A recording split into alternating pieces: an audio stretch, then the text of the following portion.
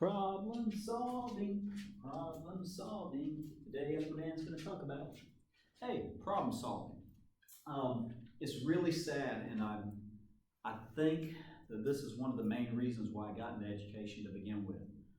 I'm not that smart, but I see a lot of patterns and I see things, and I had poor counseling when I was in school. I was told, well, maybe you should join the military because college isn't quite right for you, and I did that. I did rather fine.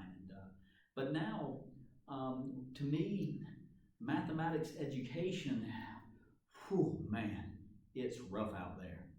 And the saddest thing is this topic of problem solving is sprinkled around, and we talk about problem solving and we say that young people need to be better problem solvers. But what does that look like? How do we do that?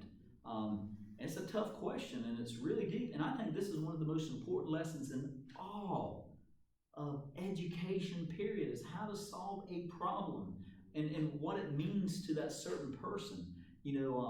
It's like the definition of what is important mathematics. We could argue about that, but in my state of North Carolina, important mathematics is really up to that individual on what they need to be successful in their field of study or their career or whatever they plan on doing in life. What's important for them, they need to learn it. And one of my heroes, and maybe somebody one day will look at this video and geek out and get me in touch with him, but George Polya, he is one of my heroes. He was a Hungarian mathematician. He did a lot more than that. He did a lot with mathematics education, but he wrote the book on how to solve it. Literally, he wrote the book, How to Solve It, which gave hope to all the dumb people around the world that you can become a better problem solver. You can. And I think when we're young, we need to watch every episode of Scooby-Doo that we can, because in all those Scooby-Doo episodes, they spend a lot of time trying to understand the problem, which is what a lot of people don't do. So the 4 steps in problem solving, and I know this seems simple, but it's really not. We need to understand the problem. Students come up to me and say, do I need college algebra, or do I need this class? And they look at me. I don't know how to answer that because I don't understand their problem or the question. Do you need to take my classes? I think everybody on the planet should take my classes. Good-looking mathematician, teaching these classes, I think everybody should to be a better math student. But do you need it? Do you need it for your program of study? Is there an alternative to take? Does it fit in your pathway? Have you already taken it? All these questions I can't answer. So when I was young and would ask older people questions and they just stand there and look around, or they'd repeat the question back to me, or they make me rephrase the question, they were making sure that I understood what the problem was. And quite often, we fix a lot of things and we don't solve the problem. And not to try to get political, but the government and a lot of people out there seem like throwing a lot of money into certain things like education is going to fix the problem. We spend more money in this country than any other place on education. We ain't fix the problem, and I don't think throwing more money at it is going to fix the problem because we don't understand the problem. Money doesn't solve everything. Though I would like to test that theory one day, so just throwing it out there. Second step, devise a plan. For algebra students, when they read a problem, usually that means to write an equation. Write an equation. So that may be your plan. Or quite possibly, what some people do, if it's multiple choice, they guess and check. But in life, sometimes we might need to look at a pattern. One of my favorite movies is the old Sleepy Hollow with Christina Ricci and Johnny Depp. The first murder in Sleepy Hollow, where Johnny Depp comes up and he sees the body and he starts walking in the footsteps of the horse, and he goes, "Its stride was gigantic." And he came down and he rode back. What was he doing? He was acting it out. He was putting himself in the shoes of the murderer in Sleepy Hollow to solve it. He was acting it out. Perfect example of a problem-solving strategy, devising a plan. Sometimes we might want to create a model.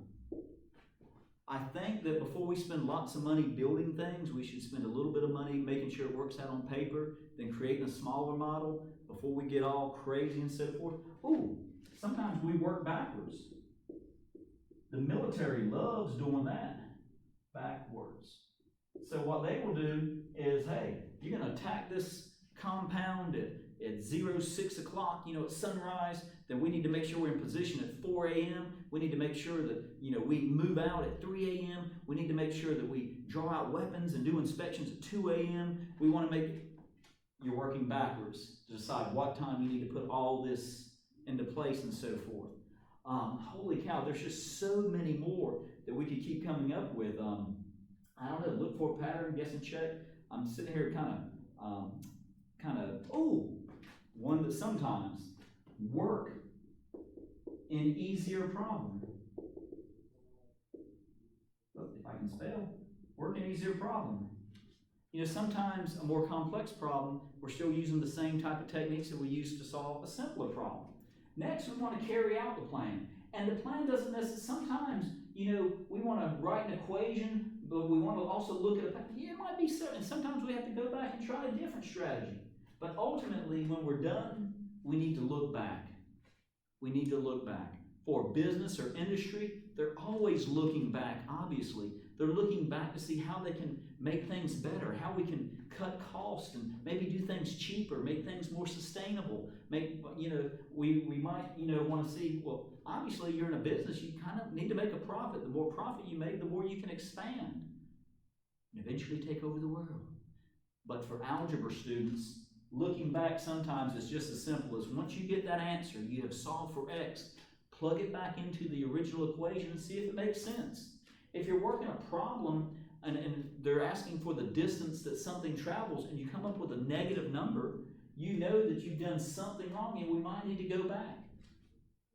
Some of the grants I've worked on, we have spent a year or longer trying to understand the problem. Devising a plan, what works for one may not work for another. We carry out the plan. And unfortunately, a lot of times in education, we try to carry out a plan and we don't give it long enough for it to take root and we jump onto something else. After 3 years, we've been trying it for 3 years, well, that's terrible. One thing we tried at our college is that we were like, hey, why don't we get every high school student going ahead and taking college algebra and trig? So eventually, there'll be nobody out there left in our service area that's going to need developmental education just to pass those classes because they would have already taken them. We're doing a really fantastic job doing that. So George Polya, Hungarian mathematician, once was asked, why are there so many mathematicians coming out of Hungary? And his response was, we're very poor people. Mathematics only requires pencil and paper. He wrote the book, How to Solve It, 4 steps. Each step, I think, is just as important as the other. Understanding it is one that we often, how many times have we all heard, I don't understand what's happening. Well, did you read it twice? Yeah. But then read it a 3rd time, read it a 4th time, set it down, come back to it. Understanding the problem. Devise a plan, lots of different techniques. Carry out the plan and look back. Well, problem-solving strategies and solving problems. Most underrated lesson of them all.